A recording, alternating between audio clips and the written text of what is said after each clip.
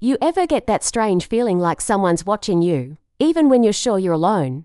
My name is Margaret Kelly. I'm 57 years old, and if you asked my neighbours in Willow Creek, they'd probably tell you I'm an ordinary woman. A retired elementary school teacher, a widow, a quiet lady who keeps to herself in that old house at the edge of town. But things changed last fall. It was a cold October morning when I found an envelope in my mailbox. No stamp, no return address. Inside was a single sheet of paper with just 4 words, typed in bold letters. I know what you did. At first, I thought it had to be some sort of prank, maybe local kids messing around. But then I noticed the smudged, black fingerprints along the edges of the page. They weren't mine. Later that day, when I stepped outside to go to the store, I saw a man standing across the street. Long dark coat, hands in his pockets. He wasn't looking at my house, he was looking at me. Directly. His stare didn't break, not for a second. And when I took a step toward him, he simply turned and walked away. I told myself not to overthink it. But that night, I woke up to a sound outside. Slow, deliberate footsteps moving along the side of my house. I sat up, heart pounding, listening as they circled, pausing now and then, like whoever it was listening. When I finally worked up the nerve to step outside onto the porch, the wind nearly knocked the breath out of me. And there at the far edge of my yard was a figure. Same long coat. His face was hidden in shadow, but I knew, somehow, that he was staring right at me. When I shouted, he didn't run. He didn't say a word. He just stepped back into the darkness until he was gone. I tried to put it out of my mind, but a few days later, I confided in my neighbour, Sarah Miller. I told her about the letter, the man, the footsteps. She laughed, said I was scaring myself for no reason. 3 days later, she was gone. They found her car abandoned near the old bridge. Keys still in the ignition. Her phone, her purse, her jacket all inside. No signs of a struggle. No footprints leading away. It was as if she'd just stepped out into the dark and vanished. That night, I found another envelope on my porch. This one only said, "You're next." I went straight to the sheriff. Told him everything. He listened, nodded, and told me without evidence there wasn't much he could do. When I stepped out of his office and crossed the parking lot, I saw him again. The man in the coat, standing perfectly still, watching me. And this time, he smiled. I went home, locked every door, every window. But at 2 in the morning, I woke to a soft tapping on my kitchen window. 3 slow knocks. Pause. Then 3 more. I didn't move. I didn't breathe. I just sat there in the dark until the sun came up. A week later, while cleaning out the pantry, I found a dusty box of my late husband's old things.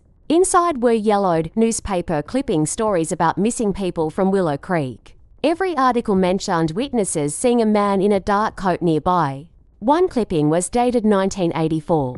The photograph made my blood run cold. The same man, the same face, same eyes. But how? If it was him, he'd have to be in his 80s by now, yet he looked exactly the same.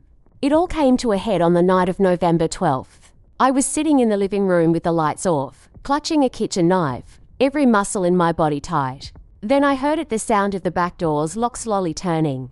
I froze. The door creaked open. I could hear his footsteps entering the kitchen, slow, unhurried. I tightened my grip on the knife. Then silence. I held my breath, straining to hear anything. A shadow moved in the doorway. And that's when I realized he'd been inside before. Many times. He stood there in the doorway, his shape blocking out what little moonlight leaked through the curtains. I could see the outline of his coat, the stillness of his frame, the weight of his presence filling the room. My breath was so loud in my own ears I was certain he could hear it. I told myself to scream, to run, to do anything, but my body wouldn't move. It was as if my feet had sunk into the floorboards. Then he took a single step forward. Just one, slow, deliberate. My grip on the knife tightened until my knuckles turned white. I whispered, "What do you want?" My voice cracked. He didn't answer. He didn't need to. His silence was an answer in itself. And then, as quickly as head appeared, he turned and walked back toward the kitchen. The back door creaked open again, then shut.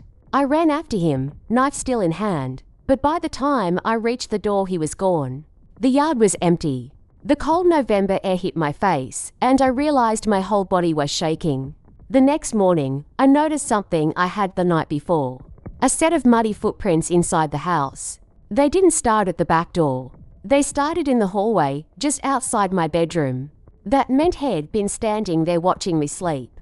From that day on, I didn't sleep in my bed. I started locking myself in the upstairs bathroom at night, clutching the knife, a flashlight by my side. Days blurred together. Every time I walked into a room, I checked the corners, the closets, under the bed. But the feeling of being watched never went away. It clung to me like damp air. One evening, as the sun dipped behind the trees, I got a phone call. The voice on the other end was low, calm, male. "You shouldn't have told Sarah," he said. My heart stopped. She was a nice woman, he continued, but she asked too many questions. Before I could say anything, the line went dead. That night, I didn't hear footsteps outside. I heard them inside. The sound of slow creaks on the wooden floor coming from downstairs. My flashlight beam trembled as I swept it across the living room from the top of the stairs. Nothing.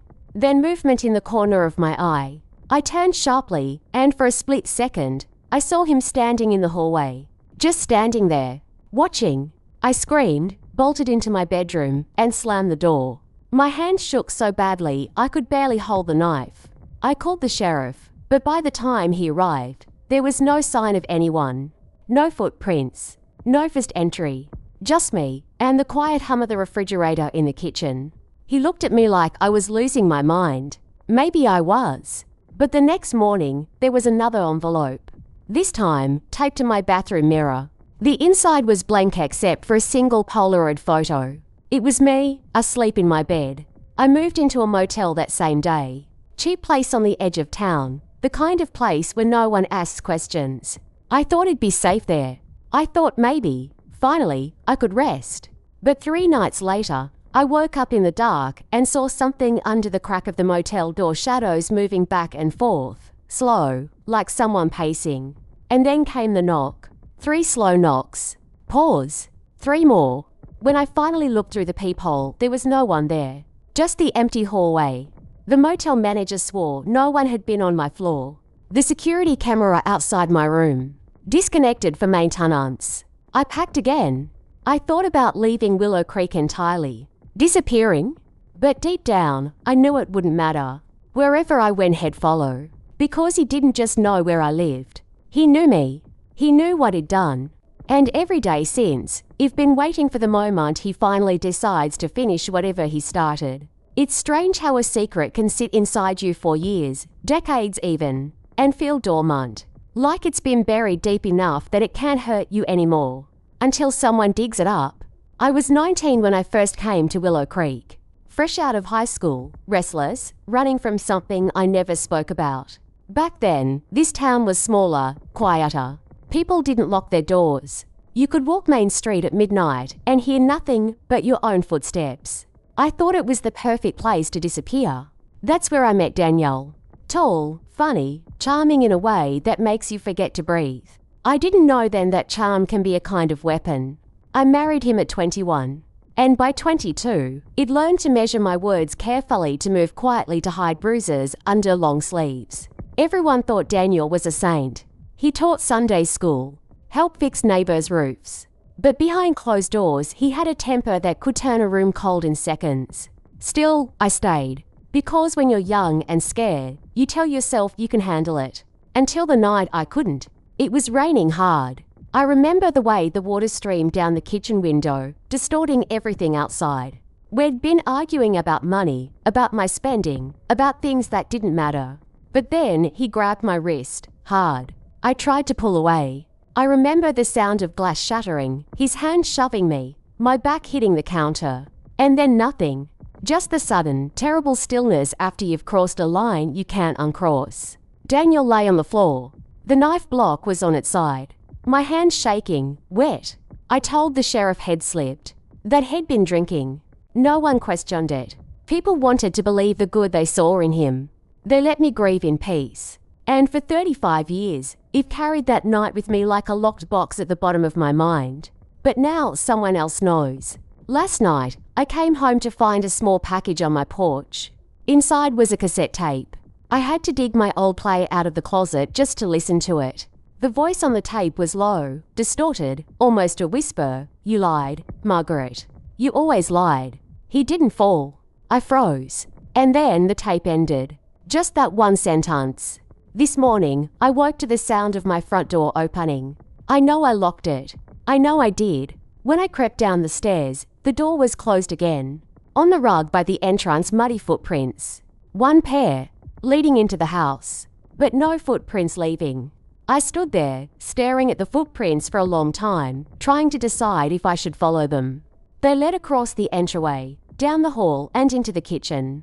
The floor was spotless. No exit. No sign of anyone hiding. But something was wrong. The kitchen table was set. 2 plates. 2 glasses. Silverware polished and placed perfectly. A single lit candle between them. My stomach turned because I hadn't set it like that. I hadn't even used this table in weeks. And yet, the plates weren't just set, they were my wedding china. The ones he'd buried in a box in the attic after Daniel died. The candle flickered, even though there was no draft. I whispered into the empty room, "What do you want from me?" My voice cracked on the last word. No answer came, just the faint smell of aftershave. Not mine. Not anyone's I recognized. That night, I barely slept. I kept hearing noises, small ones, like a drawer opening in the next room, or the creak of a floorboard when you shift your weight. At some point, I must have drifted off, because when I opened my eyes, the sun was already low in the sky. And there, on my nightstand, was a Polaroid. It was me, asleep in the bathtub. My heart pounded so hard, I thought I'd pass out. I didn't even remember getting into the tub. I called the sheriff again. He told me maybe I should talk to someone, meaning a therapist. "You've been through a lot, Margaret," he said, like I was some fragile thing that had finally cracked. But this isn't in my head. I know it isn't. Later, I found my old jewelry box open on the dresser. Everything inside had been rearranged. Not stolen. Just moved, like someone had gone through each piece slowly, carefully. At the very back, tucked under the velvet lining, was something that didn't belong to me at all. A man's wedding ring. The inside was engraved, "To D, Love M." I dropped it. One, haven't seen that ring since the night Daniel died. I remember watching it roll across the floor in the kitchen, disappearing under the counter.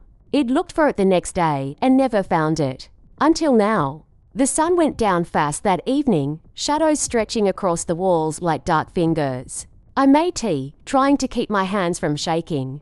That's when I noticed movement outside across the yard, just beyond the line of trees. The man in the coat, standing perfectly still.